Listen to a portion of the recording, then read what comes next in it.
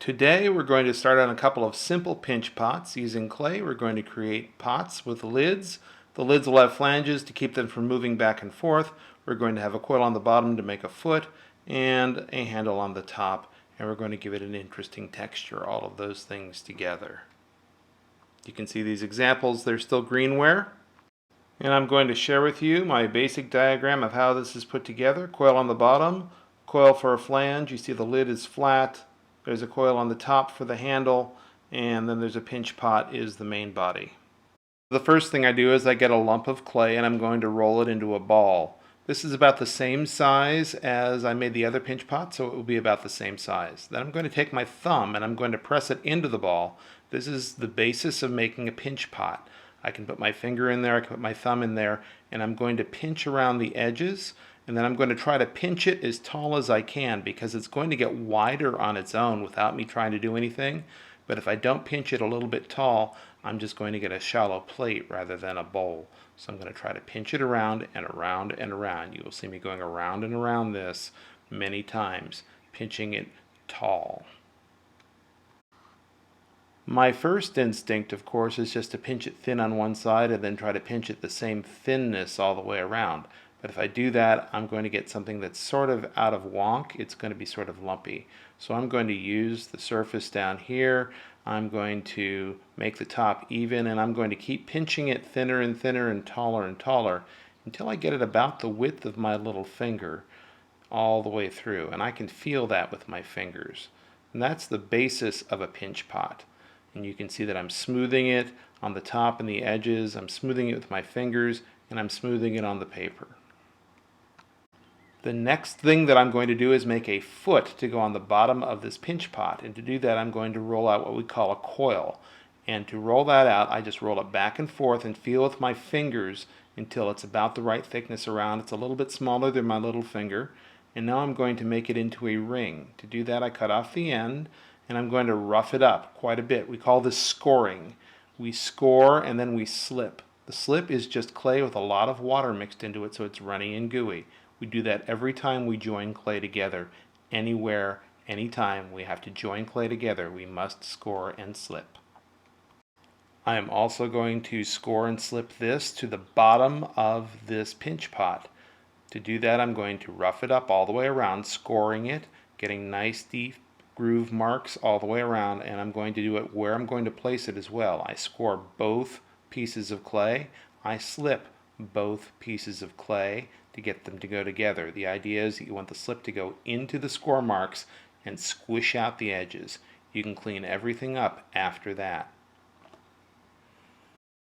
You're going to see that I'm going to test it on the surface. I'm going to make sure it's nice and flat, and then I'm going to use some slip on the outside just a little bit with a tool to sort of get rid of a lot of the making marks that I have on the outside edge. So if there's any of the scoring left, I'm going to fill it with slip. I'm going to smooth it out with my fingers, with tools, with whatever it takes. I'm also going to put my initials in the bottom of this because I may not be revisiting the bottom of it. And this is just a chop. It's basically a letterpress in reverse so that I can put my initials in the bottom of things. So you see here that I'm just pressing my initials and the date in. Now I'm going to put a texture on this surface. And to do that, I can press this against just about anything. I can use a tool and do something over and over again, but I'm going to make it unique in some way. And to do that, I have this texture stick. This is something I can press on the surface. I can do this with fabric. I can do this with tree bark. I can do it with anything that has a texture that's deep enough to leave an impression. So these sticks are actually made to do that, but there are many other things in this world that will do the same. You can also just use a tool and create a pattern over the surface as well. And that works very nicely in sizing into the outside. Something to make a pattern on the outside to make it interesting and unique. So I rolled that on here, and I'm going to do a lid now. Now to make a lid, I'm going to use another form. We call it a slab. So I take a piece of clay, I'm going to pat it between my hands. I can press it on a table. I'm basically making it flat. And I just size the top. It looks like it's about the same size as the top of my slip container. So I'm going to use that. It's a little bit easier than turning the bowl upside down, which would be a very valid way to get something that fits. And now that slab, which I patted between my hands, will fit very nicely on top of this pinch pot. And since this is going to be the lid for this pinch pot, which has an interesting texture on it, I'm going to take that same stick and I'm going to put that same texture on top of the lid. Now I could just put this lid directly on top of it and it would keep things from falling out, but if I tilt the bowl one way or the other, the lid would fall off. So I'm going to make a flange, and to do that I'm going to use another coil. And once again I'm going to make that coil into a ring, but instead of making it into a foot, it's going to go inside the lid. I'm going to need to size it, so I'm going to check and make sure that this ring will fit inside the bowl first of all. And then I'm going to score and slip it together in a ring, and then I'm going to check the size again. Once I have it sized, and about the size and shape that I really want it, then I'm going to score and slip it onto the bottom part of the lid. I'm going to try to center it as best I can, just by eye, because these pinch pots are usually a little bit inaccurate. We're not using a wheel here. There's no lathe involved. You'll see that I'm scoring and I'm slipping everything together here, and then I'm going to see how it fits. I'm going to try to make sure that everything is just the way I want it.